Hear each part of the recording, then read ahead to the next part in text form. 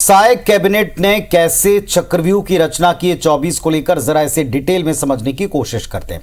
एक एक करके आपको बताते हैं। इसमें कई सारे नामों ने चौंकाया। मंत्री पद के दावेदारों की लिस्ट काफी लंबी थी, लेकिन जब नामों का ऐलान हुआ तो इसमें कुछ चौंकाने वाले फैक्टर्स भी दिखे हैं। आपको दिखाते हैं मंत्रिमंडल और मंत्रिमंडल में ये कौन से चौंकाने वाले नाम। तो आप जानते हैं कुल मिलाकर 9 विधायकों ने मंत्री पद की शपथ ले ली है, जिसमें 4 पुराने चेहरे और 5 नए चेहरों को मौका है। बिल्कुल, 9 मंत्रिमंडल के 9 चेहरों ने शपथ ली है। जातिगत समीकरणों के आधार पर भी अगर आपको बताएं तो ओबीसी वर्ग से 6 मंत्री ने शपथ ली है और इसी तरह से एसटी वर्ग से 3 मंत्री हैं, एससी वर्ग से 1 है, जबकि सामान्य वर्ग से 2 विधायकों को मंत्री पद की शपथ दिलाई गई है, जो साय कैबिनेट में शामिल किए गए हैं। तो साय कैबिनेट के विस्तार में 6 ओबीसी मंत्री हैं और 3 एसटी मंत्री हैं। 9 मंत्रियों ने शपथ ली है, जिसमें अगर आप वर्गवार देखें तो 6 ओबीसी मंत्री हैं और 1 एससी मंत्री है और 2 सामान्य वर्ग से मंत्री आते हैं। अब सीएम और डिप्टी सीएम को मिलाकर कुल 12 मंत्री अभी तक शपथ ले चुके हैं। ये वर्गवार समीकरण आप टीवी स्क्रीन पर देख रहे हैं। यानी 13 सदस्यीय मंत्रिमंडल में 12 शपथ ले चुके हैं और 1 सीट अभी भी खाली है। आज 9 मंत्रियों ने शपथ ली, पहले 3 शपथ ले चुके हैं, कुल 12 हो चुके हैं और फिलहाल अभी एक और पोस्ट है, एक और जगह है जो फिलहाल खाली है। बिल्कुल, और उस एक पद को लेकर भी लगातार अब कयासों का दौर जारी है कि वो एक पद जिसे अब शामिल किया जाना है, वो एक चेहरा, वो कौन होगा, किन जातिगत समीकरणों को ध्यान में रखते हुए उसे शामिल किया जाएगा, क्षेत्रीय संतुलन के आधार पर भी क्या कोई फैसला महत्वपूर्ण होगा, किन क्षेत्रों को प्रतिनिधित्व नहीं मिल पाया जिसको लेकर हम कल भी चर्चा कर रहे थे, तो वो कौन सा नाम होगा, ये भी सस्पेंस। तो साय मंत्रिमंडल में नए चेहरों की बात अगर आप करें, जिन चेहरों को लेकर पहले चर्चाएं थी, कयास थे, तो इनमें सबसे ऊपर नाम है ओपी चौधरी का। लेकिन कुछ चौंकाने वाले नाम जैसे टंकराम वर्मा, लक्ष्मी राजवाड़े, लखनलाल देवांगन, श्याम बिहारी जायसवाल, ये चंद ऐसे नाम हैं जिन नामों को लेकर चर्चाएं थोड़ी पीछे थी।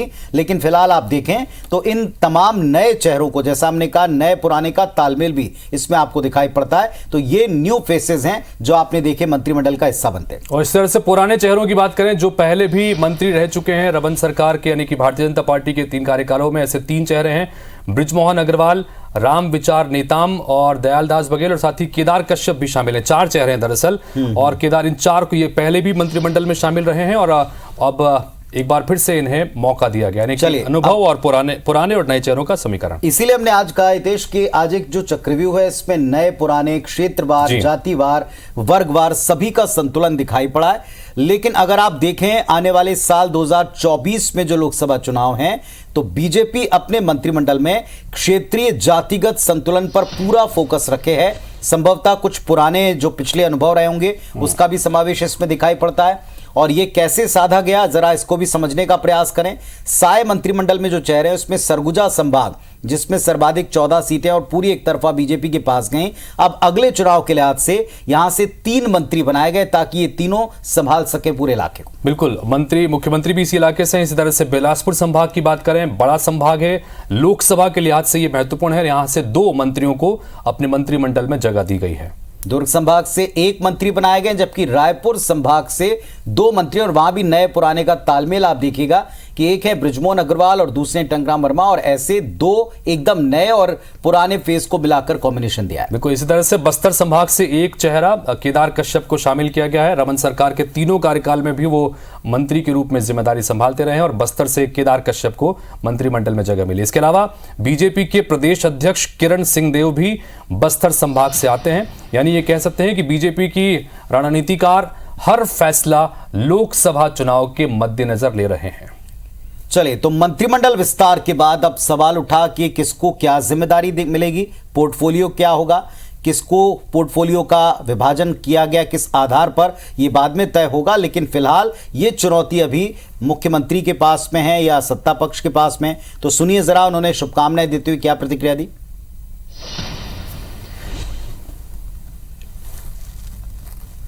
मंत्रिमंडल का गठन हो गया, शपथ ले चुके। सर, कुछ लोग शपथ ले लिए हैं, तो क्या एक्सपेक्टेशन रहेगा? फॉर्मेशन हो गया है तो अब सभी मंत्रीगण छत्तीसगढ़ के विकास के लिए काम करेंगे। सबको बहुत बहुत बधाई है, शुभकामनाएं हैं।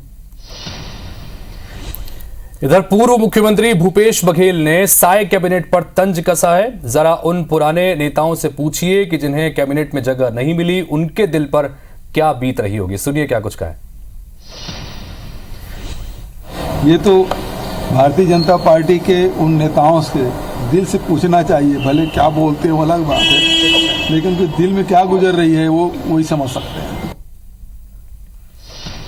चलिए, तो एक तरह से चुटकी भी ली और एक तरह से तंज भी कसा है। वैसे सत्ता पक्ष के पास चुनौती अभी खत्म नहीं है, अभी पोर्टफोलियो का विभाजन है। इसके अलावा बाकी के पदों पर और संगठन के भीतर कई सारे और चेंजेस की श्रृंखला आनी बाकी। फिलहाल साय कैबिनेट में सिर्फ एक मंत्री पद अब हितेश बचा है, जिस पर हम बार बार कहते हैं कि अभी भी बहुत से सवाल हैं। अब सवाल ये कि यहां किसका नाम आएगा, सवाल कई और भी हैं। वैसे बिल्कुल सवाल कई भी है, जिसका जवाब अब छत्तीसगढ़ की जनता और खुद बीजेपी के नेता भी जानना चाहते हैं। इसी में एक महत्वपूर्ण सवाल यह है कि मंत्रिमंडल में कई दिग्गज चेहरे आखिर क्यों दरकिनार कर दिए गए। चूंकि दिग्गजों को मंत्रिमंडल में शामिल नहीं किया गया, जिससे पहले मंत्रिमंडल में थे, वो क्यों उनको शामिल नहीं किया गया, ये वाकई में सवाल है। क्या लोकसभा चुनाव के मद्देनजर ये पूरा विस्तार देखेंगे आप, दूसरे नंबर का सवाल है। ये लोगों के जहन में सवाल आया।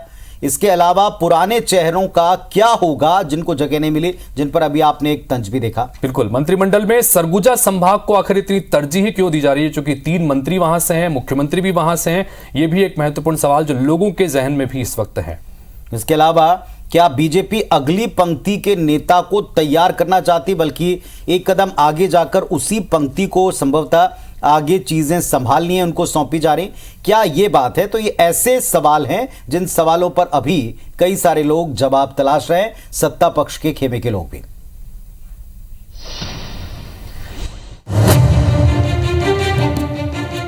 मैं विष्णुदेव साय ईश्वर की शपथ लेता हूं कि मैं विधि द्वारा स्थापित भारत के संविधान के प्रति सच्ची श्रद्धा और निष्ठा रखूंगा। 13 दिसंबर को मुख्यमंत्री विष्णुदेव साय के शपथ लेने के 9 दिन बाद 22 दिसंबर को साय कैबिनेट के 9 मंत्रियों ने शपथ ली। मैं बृजमोहन अग्रवाल ईश्वर की शपथ लेता हूं। मैं विधि द्वारा स्थापित भारत के संविधान के प्रति छत्तीसगढ़ राज्य के मंत्री के रूप में अपने कर्तव्यों का श्रद्धापूर्वक अंतःकरण से निर्वहन करूंगी। मंत्रिमंडल गठन से साफ है कि छत्तीसगढ़ में बीजेपी ने लोकसभा चुनाव के हिसाब से पूरा चक्रव्यूह रच लिया है। प्रदेश के 2 सबसे बड़े अंचल हैं बस्तर और सरगुजा। सरगुजा से सीएम तो बस्तर से प्रदेश अध्यक्ष बनाकर दोनों अंचलों को साधा गया। आदिवासी मुख्यमंत्री के साथ साथ मंत्रिमंडल में 3 अलग अलग इलाकों से 3 आदिवासी नेता शामिल हैं। जाहिर है इसका प्रभाव प्रदेश की कुल 11 लोकसभा सीटों में से 4 आदिवासी आरक्षित सीटों पर पड़ेगा। लक्ष्मी राजवाड़े को मंत्रिमंडल में शामिल कर पार्टी ने सरगुजा के लगभग 2 लाख राजवाड़े वोटर्स को पाले में लाने का प्रयास किया। 4 लोकसभा क्षेत्रों की 32 सीटों में से 24 सीटों वाले बिलासपुर संभाग का खास ख्याल रखा गया। ओपी चौधरी रायगढ़ से तो लखनलाल देवांगन और श्याम बिहारी जायसवाल कोरबा से जिम्मेदारी संभालेंगे। डिप्टी सीएम अरुण साव बिलासपुर लोकसभा में तैयारी करेंगे, तो रायपुर लोकसभा क्षेत्र में टंकराम वर्मा जैसे फ्रेश और युवा के साथ वरिष्ठतम नेता और दिग्गज मंत्री बृजमोहन अग्रवाल जीत की जिम्मेदारी संभालेंगे। उधर दुर्ग लोकसभा क्षेत्र में नवागढ़ से दयालदास बघेल, राजनांदगांव से स्पीकर डॉक्टर रमन सिंह, तो कवर्धा से डिप्टी सीएम विजय शर्मा के कंधों पर अहम जिम्मेदारी होगी। बस्तर में पार्टी अध्यक्ष किरण देव के साथ मंत्री केदार कश्यप आते हैं। इस तरह यहां पार्टी ने 2 शक्ति केंद्र स्थापित कर दिए हैं। भाजपा नेताओं का मानना है कि पार्टी नेतृत्व ने सभी क्षेत्रों वर्गों के साथ हर एक नेता की क्षमता और प्रतिभा के हिसाब से जिम्मेदारियां तय की हैं, जिसका लाभ 24 में मिलना तय है। छत्तीसगढ़ के प्रतिनिधि बस्तर से सरगुजा तक सभी क्षेत्र के प्रतिनिधि हों, इस बात को सामने रख के और उनके अनुभव और उनकी क्षमता के अनुसार।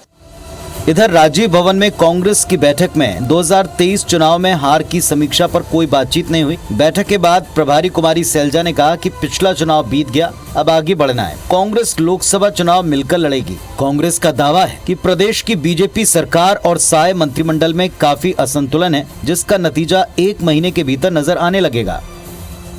कुल इसके बारे में भी हमारी मीटिंग में बातचीत हुई है कि अब पिछला चुनाव हो गया, अब हमें आगे की ओर बढ़ना है और हमारे सभी लोग उसके लिए भी आगे काम करने के लिए पूरी तैयारी में है। भारतीय जनता पार्टी की इस सरकार में कोई भी संतुलन नहीं है, बल्कि पूरी सरकार असंतुलित हो चुकी है। अब देखिए, भारतीय जनता पार्टी का प्रयोग तो अभी 1 महीने के बाद पता चलेगा कि जिस तरह से अपने जनता को एक सपना दिखाकर उन्होंने आज यहाँ पर पहुंचे हैं, तो हम तो चाहते हैं वादा पूरा करें। कुल मिलाकर संख्या के हिसाब से भाजपा का गणित सेट है। जानकार मानते हैं कि मंत्रिमंडल में 2 एसटी मंत्री हैं जो 80 लाख की जनजाति आबादी को, 6 ओबीसी मंत्री प्रदेश के 1.25 करोड़ ओबीसी वोटर्स को, 1 एससी मंत्री 38 लाख अनुसूचित जाति समाज को और 2 सामान्य मंत्री प्रदेश की 28 लाख सामान्य आबादी को साधने का काम करेंगे। यानी भाजपा की चुनावी जमावट में न कोई क्षेत्र छूटता दिखा है, न समाज न वर्ग। अब सवाल है, कांग्रेस इस चक्रव्यूह से कैसे बचेगी, कैसे मुकाबला करेगी? वरुण सखाजी, IBC 24, रायपुर। हालांकि कांग्रेस का यह दावा है कि 1 महीना बीतने दीजिए, जो संतुलन दिख रहा है इसका सारा डिफेक्ट जो है उनके मुताबिक सामने आएगा।